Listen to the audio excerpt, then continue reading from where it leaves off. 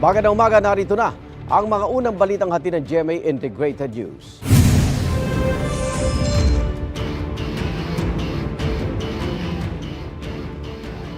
Walong persons deprived of liberty sa San Jose del Monte, Bulacan ang nakatakas. Gumamit daw ng lagarya mga preso para sirain ang bintana sa comfort room ng kanilang kulungan. Palaisipan ngayon kung paano naipasok sa kulungan ang lagari. May unang balita live si James Agustin. James.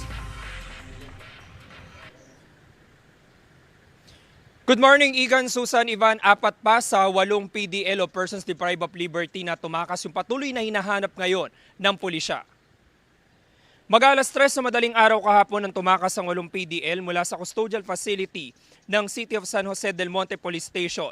Nilagari nila ang 5 bakal sa bintana sa comfort room. Nahuli pa ang mga PDL na naglalakad sa San Pedro Street. Ayon sa pulisya, ang ibang preso rin ang nagsumbong sa custodial officers kaugnay sa pagtakas ng mga PDL. Nabawi ang ginamit nilang lagari na nasa 4 na pulgada ang haba. Bahagi ng investigasyon kung paano ito naipasok sa custodial facility. Patuloy ang manhunt operations para mahanap ang 4 na iba pang PDL.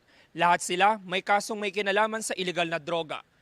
Samantala ngayon ay sinimento at tinakpan na muna yung bahagi ng bintana ng custodial facility kung saan dumaan itong mga tumakas na PDL. Yan ang unang balita mula rito sa Bulacan. Ako po si James Agustin para sa GMA Integrated News.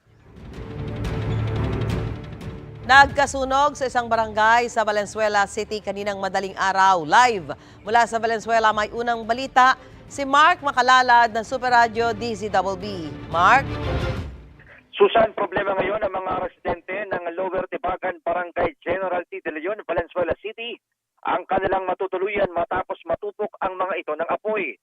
Halos wala na kasing naisalba ang ilan sa kanila dahil sa sunog na sumiklab pasado alas 12 ng hating gabi. Ayon sa Bureau of Protection, umabot sa second alarm ang sunog. Ibig sabihin, nasa 8 truck ng bombero ang kinakailangang rumisponde. Mabilis kumalat ang apoy dahil gawa sa light materials ang mga bahay. Maliban dito, nahirapan ang mga bombero sa pag-apulan ng apoy dahil sa sobrang kitid ng daanan. Sa katunayan, may sa isang truck lamang ng bombero ang nakakapasok sa lugar. Pag-alas 4 ng madaling araw nang ideklarang under control ng sunog na sa ngayon ay inaalam pa ang pinagmulan. Mark, sa ngayon ilang residente yung apektado at may pagtaya na ba kung magkano yung halaga sa pinsala ng sunog?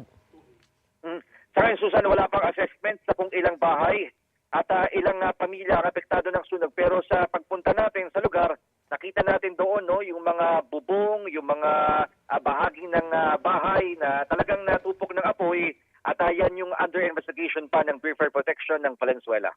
Maraming salamat, Mark Makalalad ng Super Radio DZBB.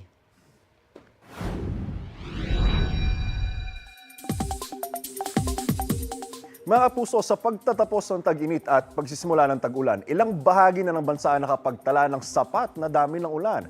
Base sa datos ng Pag-asa, nitong Mayo, makikita po natin na kulay blue ang mapa sa ilang bahagi ng Ilocos Region, kasama dyan Central Luzon, Calabarzon, Mimaropa Region at ang Samar. Ibig sabihin po niya, mga kapuso, na itala sa mga nasabing lugar ang above normal rainfall amount.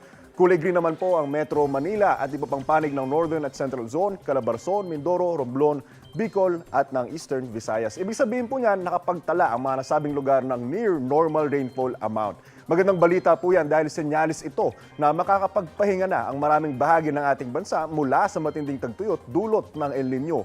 Gayunman, marami-rami pa rin ang mga lugar na halos kapos pa rin po sa ulan tulad ng ilang bahagi dito sa may Visayas at sa may Mindanao area na kulay pula pa rin po. Ibig sabihin po niya na medyo mababa pa rin po na italang pagbagsak ng ulan. Sa ngayon, sa mga ulang dulot ng easterlies muna aasa ang ating bansa ayon sa Pag-asa.